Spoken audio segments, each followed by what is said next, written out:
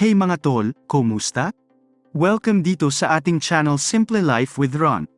Ngayon, kukuha ako sa pamamagitan ng isang mabilis na walkthrough ng home screen ng app na mayroon kaming napakarami inilunsad.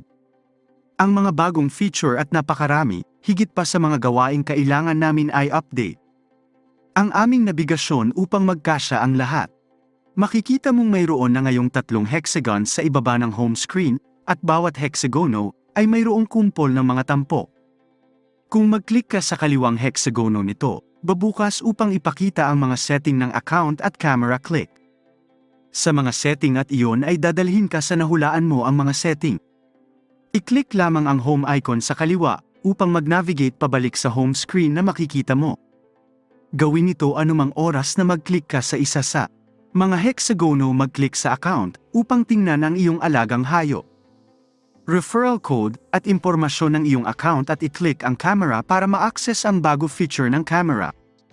Para kumuha ng mga cute na litrato ng iyong gumamit ng 2 daliri, ang alagang hayop sa pagpan sa kaliwa pa kanan o pataas para makuha ang iyong Gino Pets na pinakamagandang anggulo kaibig-ibig. Para mag-navigate pabalik sa bahay, i-click lang ang icon ng bahay sa kaliwang sulok sa itaas, i-click ang center cluster, para ma-access pagpapalaki ng inventaryo ng GenOdex. At ang iyong pahina ng impormasyon ng Gino Pets ay magiging ka rin mag-aagawang tingnan ang iyong inventaryo sa pamamagitan ng pag-click sa icon. Nang kahon sa kanang sulok sa itaas ng app, kapag nag-click ka sa Gino Pet hexagon, makikita mo ang lahat ng mga katangian ng iyong alagang hayop na Gino.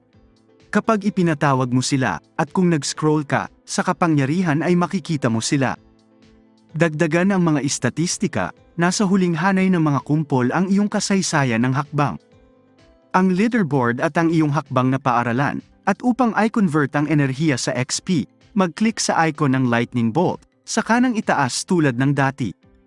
Gusto ng mas malalim na walkthrough, nang ipaalam lang sa amin ang mga partikular na feature ikaw sa Junoverse.